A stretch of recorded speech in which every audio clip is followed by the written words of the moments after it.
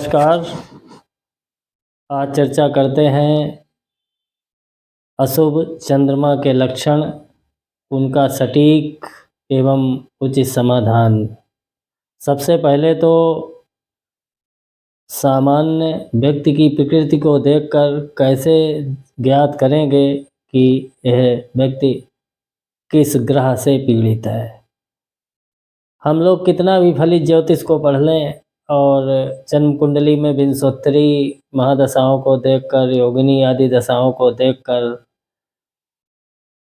पता कर लें कि इस समय जातक वर्तमान दशा से गुजर रहा है और कुंडली के भाव को देखकर ये जानकारी कर लें कि इस ग्रह की दशा है। अब वह ग्रह किस प्रकार से पीड़ा दे रहा है।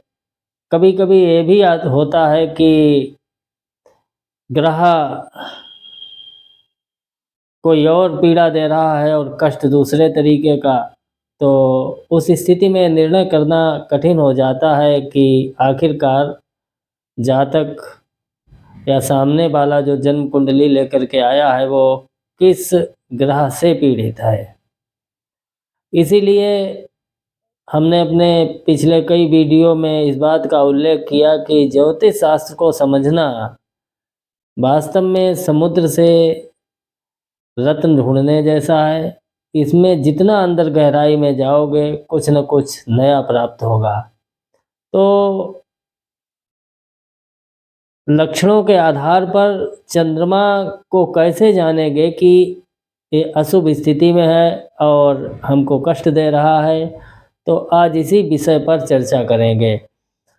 आप अंत तक हमारे साथ बने रहिए और वीडियो के अंत में हम अशुभ चंद्रमा से, पीड़ित चंद्रमा से बहुत ही सटीक और सरल उपायों को बताएंगे, जिससे कि यदि चंद्र ग्रह आपका अशुभ अवस्था में है, आपको कष्ट दे रहा है, तो उन उपायों के करने से आपकी चंद्रमा संबंधी परेशानियां अवश्य ही दूर होंगी। और चंद्रमा से संबंधित शायद पिछले 10-12 वीडियो हमने बनाए, उनमें अलग अलग चंद्रमा का हमने फल बताया। तो आज वो विषय आ गया है जो कि बहुत ही महत्वपूर्ण है हमारे और आपके लिए कि आखिर अशुभ चंद्रमा है, ठीक है, कुंडली में बैठा हुआ है तो वो परेशान करेगा, उसके लिए उपाय क्या है। तो आज हम उपायों पर चर्चा करेंगे, तो हमारे साथ वीडियो में बने रहिए। सबसे पहले तो ये जानिए कि अशुभ चंद्रमा, हमने लक्षण बताए थे, जो 12 प्रकार की ग्रह की परिस्थितियों का हमने वर्णन किया था, उनमें जो अशुभ चंद्रमा है वो किस परिस्थिति में अशुभ होगा। आपकी नीच राशि में है, यानी अपनी नीच राशि वृश्चिक में है, शत्रु राशियों में है, नीच नवांश में है, शत्रु नवांश में है, अथवा क्षीण स्थिति में है, वृद्धावस्था में है, तो ऐसा चंद्रमा आपको कभी भी शुभ फल नहीं देगा। हालांकि राजयोगाध्याय में चंद्रमा के बारे में लिखा है कि यदि भवति च केंद्री यामिनी नाथ एवं, यानी चंद्रमा, यामिनी नाथ कहते हैं चंद्रमा को, यदि भवति च केंद्री, यदि केंद्र में है। केंद्र स्थान जन्म कुंडली के कौन कौन से होते हैं? 1, 4, 7 और 10। तो यदि केंद्र में चंद्रमा, राजयोगाध्याय प्रकरण में लिखा है कि यदि भवति च केंद्री यामिनी नाथ एवं प्रवति रति शुभार्याम पुत्रिणी वासुरूपम। किस प्रकार का फल देता है? शुभार्या यानी सौभाग्यशाली स्त्री की प्राप्ति कराता है, और ऐसी वो स्त्री पुत्रवती होती है, यानी पुत्र संतानों को देने वाली होती है, सुलक्षणा होती है। यदि भवति च केंद्री यामिनी नाथ एवं प्रवति रति शुभार्याम पुत्रिणी वासुरूपाम धन कनक समृद्धिम। यदि केंद्र में चंद्रमा शुभ अवस्था में है तो क्या करता है? सोना चांदी विभिन्न प्रकार के धन वैभव से संपन्न करता है। धन कनक समृद्धिम माणिकम हीर रत्नई, मोती माणिक हीरा और विभिन्न प्रकार के रत्नों की प्राप्ति कराता है। और अंतिम पंक्ति में लिखा है राजयोगाध्याय में कि रचयति मृगनाभि द्रव्यवर्रे शरीरम, ऐसा जातक जिसके लग्न में चंद्रमा बलवान होकर के बैठा है, यानी अपने उच्च राशि में है, मित्र राशि में है, मित्र नवांश में है, उच्च नवांश में है या शुभ नवांश में है, वर्गोत्तम में है, तो ऐसा चंद्रमा केंद्र में बलवान होकर के यदि है तो व्यक्ति रचयति मृगनः भी द्रव्य वर्रई शरीरम, बहुत ही सौंदर्य प्रसाधन का शौकीन होता है, सौंदर्य प्रसाधन उसे बहुत प्रिय होते हैं। ये शुभ स्थिति हो गई। और अशुभ स्थिति में यदि केंद्र में है, राजयोगाध्याय में तो यही लिखा है कि शुभ फल देगा, लेकिन यदि वह शत्रुग्रही है, शत्रु नवांश में है, नीच ग्रही है, नीच राशि में, नीच नवांश में है, तो कभी भी शुभ फल देने वाला नहीं होगा। तो वहाँ पर ये जो राजयोगाध्याय के बारे के शुभ फल के बारे में कहा है वो भी क्षीण हो जाएगा। अन्यत्र भी राजयोगाध्याय में लिखा है लाभ त्रिकोणे यदि शीत रश्मि, यानी लाभ भाव में हो और त्रिकोण यानी पंचम और नवम भाव में हो तब भी चंद्रमा शुभ कारक होता है। लाभ त्रिकोणे यदि शीत रश्मि करोत्यवश्यम क्षितिपाल तुल्यम कुलद्वयानंद करम नरेंद्रम ज्योत्सनेव दीपस्य तमोपहर्ति। तो शुभ फल के बारे में बताया गया है। लेकिन यदि लाभ में अथवा त्रिकोण में नीच राशि में है, नीच नवांश में है और शत्रु राशि में है, शत्रु नवांश में है, तो कभी भी चंद्रमा आपको शुभ फल नहीं देगा। यदि चंद्रमा पाप कर्तरी दोष से पीड़ित है तब भी आपको कभी शुभ फल नहीं देगा। मंगल के साथ राहु के साथ चंद्रमा की स्थिति नहीं मानी गई, अच्छी नहीं मानी गई है।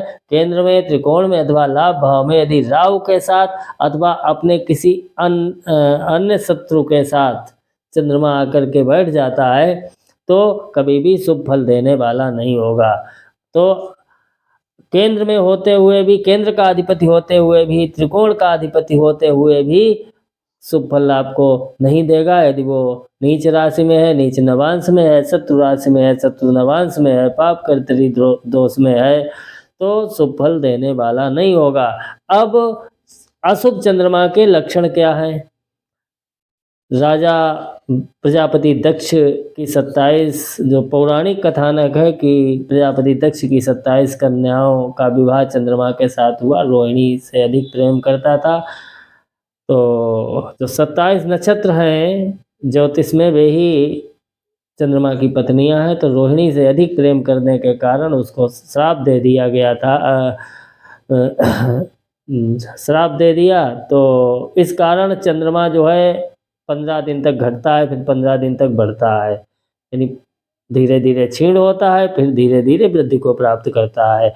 चंद्रमा जल तत्व से संबंधित है, इसलिए जो चंद्रमा के प्रभाव वाला व्यक्ति है वो उसका जल के समान उसमें उतार चढ़ाव होता है। जैसे खाली जमीन में यदि जल को बहाओ तो एकदम ढक जाता है और ऊपर चढ़ने में कठिनाई होती है, वही स्थिति चंद्रमा से पीड़ित व्यक्ति के मन की होती है। यदि वह चंद्रमा खराब स्थिति में है तो उसका मन हमेशा गलत कार्यों की ओर झुकेगा। यदि वो गलत काम कर रहा है तो वो चाह करके भी उस कार्य को रोक नहीं पाएगा, हमेशा गलतियों पर गलतियां करता जाएगा।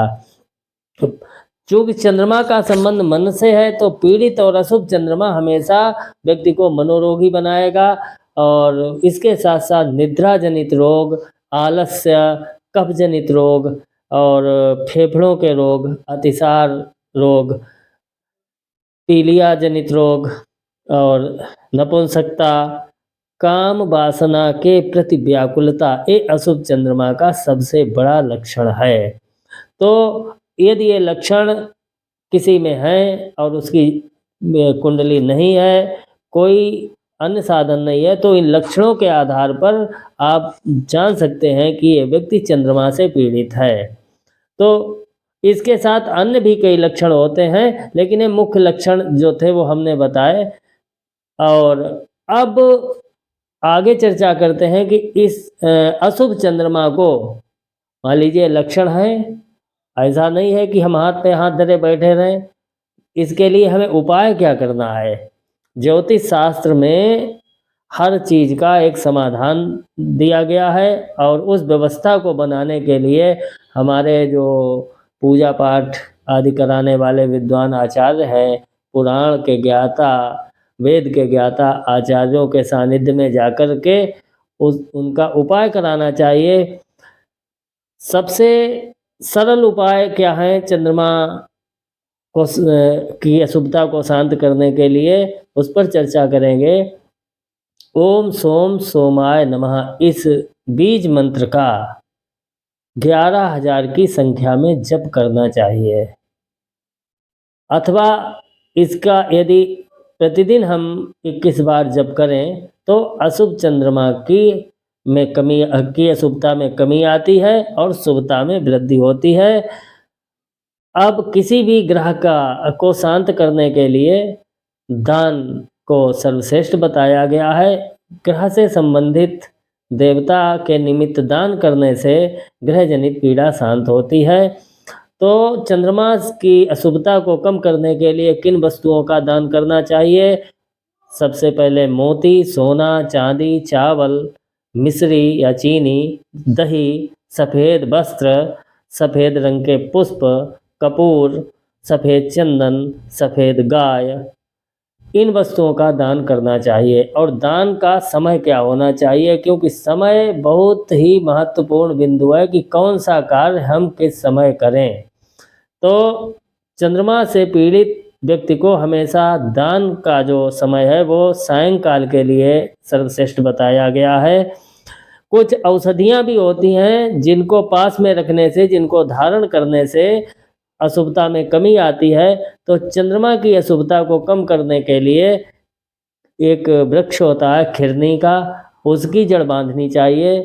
पुरुष सफ़ेद वस्त्र में अपने दाहिने हाथ में सोमवार के दिन सायंकाल के समय विधिवत पूजा करके मंत्रों से अभिमंत्रित करके खिरनी की जड़ धारण कर सकते हैं, अथवा खिरनी की जड़ उपलब्ध न होने पर पलाश की जड़ भी धारण की जा सकती है। पुरुष दाहिने हाथ में और स्त्रियां बाएं हाथ में सफ़ेद वस्त्र में उसको धारण करें। समय सायंकाल का ही रहेगा। और चंद्रमा के लिए मोती रत्न दाहिने हाथ की कनिष्ठा उंगली में सोमवार के समय धारण करना चाहिए। यदि स्त्रियां हैं तो वो बाएं हाथ में मोती रत्न धारण करें। तो इस प्रकार आज के इस एपिसोड में हमने चंद्रमा से संबंधित जो अशुभ लक्षण हैं उनका जो उपचार है उसके बारे में बताया, और आशा है कि हमारे सभी प्रिय दर्शकों के लिए ये वीडियो बहुत ही लाभकारी सिद्ध होगा। कृपया अपनी जो राय है, आपकी जो अमूल्य राय है, उससे हमें अवश्य अवगत कराइए।